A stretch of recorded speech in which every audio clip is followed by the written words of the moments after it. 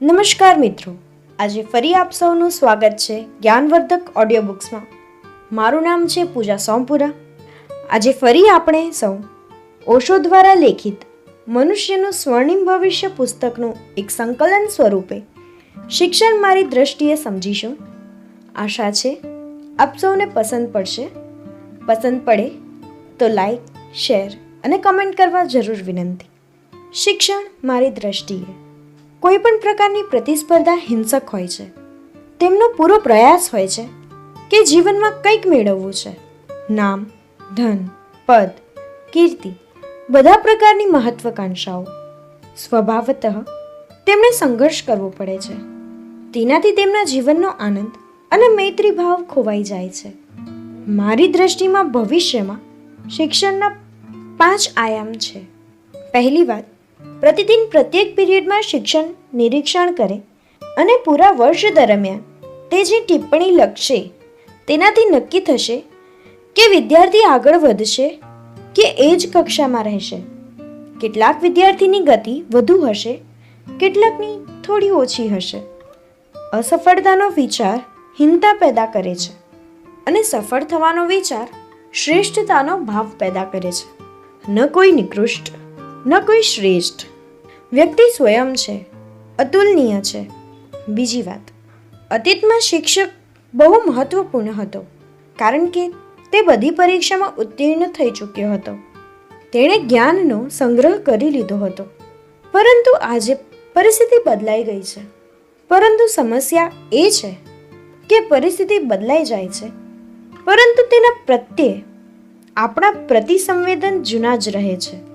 શિક્ષકે 30 વર્ષ પહેલા શિક્ષણ મેળવ્યું હતું. 30 વર્ષમાં બધું બદલાઈ ગયું છે પરંતુ એનું એ જ રિપીટ કર્યા કરે છે જે તેણે 30 વર્ષ પહેલા શીખ્યું હતું. કમ્પ્યુટર ક્રાંતિકારી રૂપે મહત્વપૂર્ણ થઈ ગયું છે. અત્યારે વિદ્યાર્થીઓને જે રીતે શિક્ષણ આપવામાં આવી રહ્યું છે તે પહેલાની જૂની રીતે જ આપવામાં આવે છે. તે તેની યાદશક્તિ પર નિર્ભર કરે છે. યાદશક્તિ પર જેટલો બોજ નાખવામાં આવે તેટલી તેની બુદ્ધિમત્તાની સંભાવના ઓછી થઈ જાય છે. ભાવિ શિક્ષણ કોમ્પ્યુટર અને ટીવી પર જ કેન્દ્રિત હશે કારણ કે વાંચેલું કે સાંભળેલું એટલી સરળતાથી ખ્યાલમાં નથી રહેતું જેટલું જોયેલું રહે છે. આંખો બહુ શક્તિશાળી માધ્યમ છે. શિક્ષક ફક્ત માર્ગદર્શક હશે જે કોમ્પ્યુટરનો ઉપયોગ કરતા શીખવી શકતે છે. એ તેમને જ્ઞાન નહીં આપે, એ તમને સમકાલીન જ્ઞાન પ્રત્યે સજગ કરશે. એ ફક્ત માર્ગદર્શક હશે. આ બધી વાતોને ધ્યાનમાં રાખતા શિક્ષણને 5 આયામોમાં જોઈ શકાય છે. પહેલું આયામ છે સૂચનાત્મક, જેમ કે ઇતિહાસ, ભૂગોળ અને આવા ઘણા વિષય જે કોમ્પ્યુટરમાં માધ્યમથી ભણાવી શકાય છે. પરંતુ ઇતિહાસના સંબંધમાં આપણે આત્યંતિક મૂળભૂત રૂપે એક નવો દૃષ્ટિકોણ અપનાવવો પડશે. અત્યારે તો ચંગેઝ ખાન, તૈમૂર લંગ, નાદિર શાહ, અડોલ્ફ હિટલર વગેરે લોકોથી ઇતિહાસ બન્યો છે. આ આપણો ઇતિહાસ નહીં પણ દુઃખ સ્વપ્ન હતું. માણસ સાથે આટલો ક્રૂર થઈ શકે છે તે વિચાર જ જુગુપ્સા પેદા કરે છે. બાળકોમાં આવા વિચાર ન નાખવા જોઈએ. ભવિષ્યમાં ઇતિહાસના પાના એ લોકોથી ભરેલા હોવા જોઈએ જેમણે આ ગ્રહનું સૌંદર્ય વધારવામાં યોગદાન આપ્યું છે. આપણે આવનારી પેઢીને એ વાત જણાવવી જોઈએ કે આપણો એક સમય અંધકારમય હતો જે અતીતમાં આવી રહ્યો પરંતુ હવે તેને માટે કોઈ સ્થાન નથી. પ્રત્યેક વ્યક્તિએ 2 ભાષાઓ તો શીખવી જ જોઈએ. એક તેની માતૃભાષા અને બીજી અંગ્રેજી, જે આંતરરાષ્ટ્રીય આદાન પ્રદાનની ભાષા છે. આપણે વિશ્વમાં એક ભાઈચારાનું વાતાવરણ તૈયાર કરી શકીએ કારણ કે ભાષા લોકોને જોડે છે. બીજો આયામ વૈજ્ઞાનિક વિષયોનું શિક્ષણ. આ વિષય પણ કોમ્પ્યુટર અને ટીવી દ્વારા શીખવી શકાય છે પરંતુ આ બહુ જટિલ છે એટલે યોગ્ય માર્ગદર્શનની બહુ જરૂર રહેશે. ત્રીજો આયામ એ હશે જેનો આજના શિક્ષણમાં પૂર્ણ રૂપેણ અભાવ છે. તે છે જીવન જીવવાની કળા. આ મનુષ્યના આંતરિક સત્ય સાથે સંબંધિત છે, એટલે વિજ્ઞાન કરતાં પણ વધારે મહત્વપૂર્ણ છે.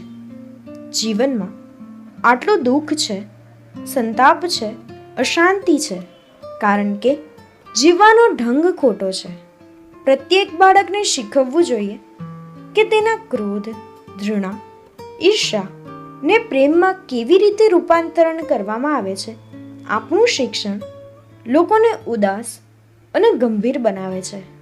જો તમારા જીવનનો ત્રીજો ભાગ વિશ્વવિદ્યાલયમાં ઉદાસ અને ગંભીર થવામાં વ્યતીત થઈ જાય તો તમે હસી મજાકની ભાષા જ ભૂલી જશો.